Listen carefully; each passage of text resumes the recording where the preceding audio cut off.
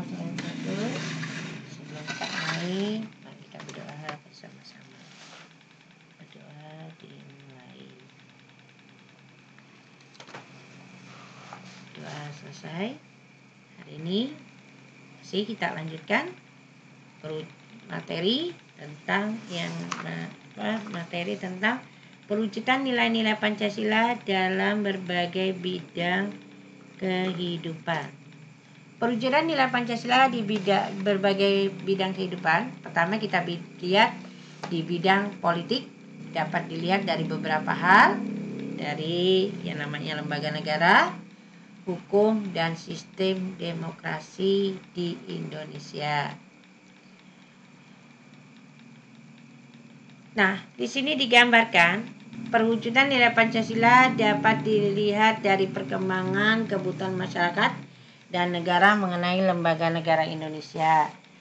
Nah, kita tahu perwujudan nilai Pancasila di bidang politik ini dapat dilihat dari berbagai lembaga negara hukum.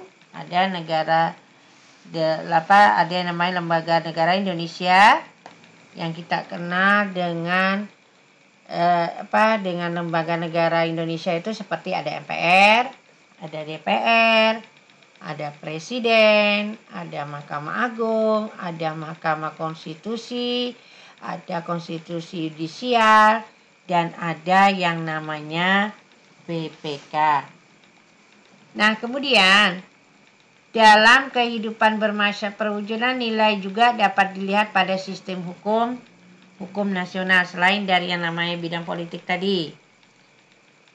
Kalau dilihat dalam bidang politik yang dari bidang hukum, nah, Pancasila sebagai paradigma pembangunan hukum ditujukan dalam setiap perumusan dan peraturan perundang-undangan nasional. Pada sistem hukum nasional yang berdasarkan Pancasila sebagai sumber dari segala sumber hukum, semua peraturan perundang-undangan yang berlaku itu tidak boleh bertentangan dengan yang namanya nilai-nilai Pancasila. Karena apa?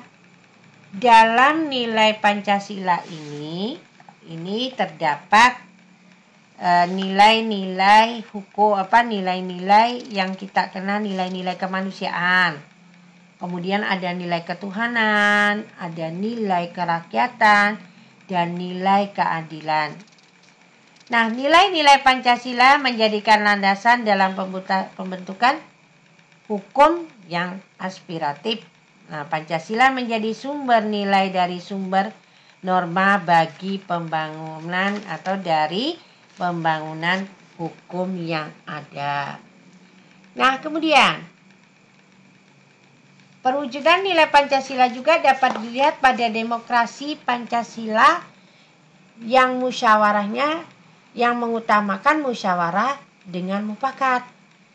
Nah, musyawarah dapat diartikan sebagai upaya bersama untuk mencari pemecahan suatu masalah yang ada dalam kehidupan masyarakat Indonesia.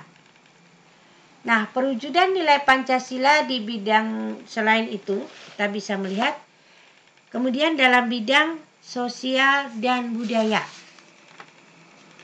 Nah, dalam bidang sosial, kita belajar menghargai yang namanya keanekaragaman budaya di Indonesia. Kita tahu kita bernaung dalam sebuah negara yang beraneka ragam, baik dari budaya, dari agama, dari suku, kemudian dari asal kita pun beda-beda, asal dari adat kita pun berbeda. Nah, kita belajar menghargai itu sebagai bentuk penerapan nilai Pancasila dalam bidang sosial dan budaya. Nah, selain itu apa?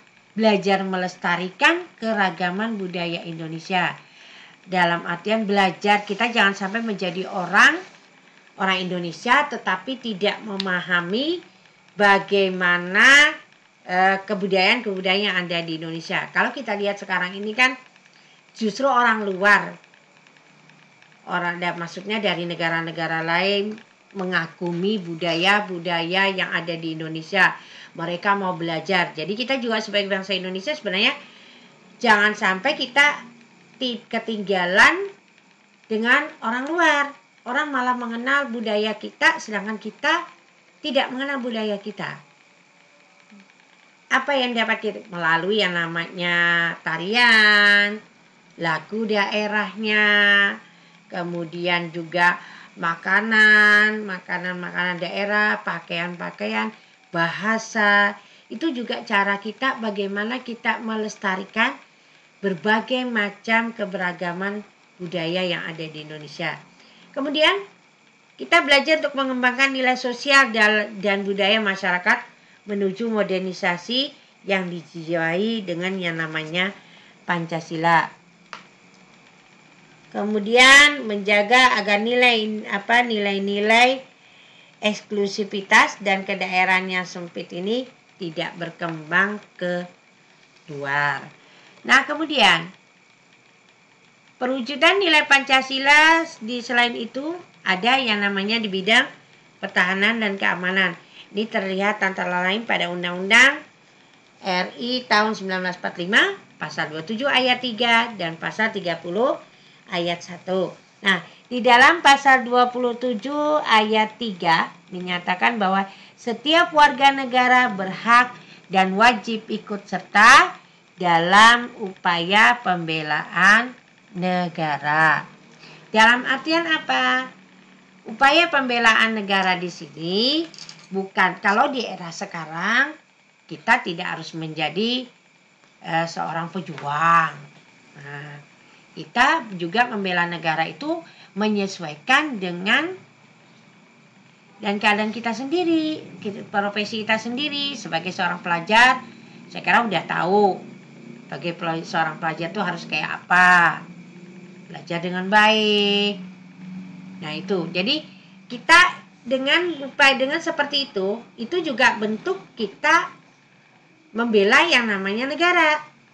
Nah, kalau di era sekarang kita tidak harus berjuang, karena tidak ada lagi penjajah. Justru banyak sekali ancaman itu datang dari dalam negara kita sendiri. Kemudian pada pasal Undang-Undang tahun RI tahun 1945 pasal 30 menyatakan bahwa tiap-tiap warga negara berhak dan wajib ikut serta dalam usaha pertahanan dan keamanan negara.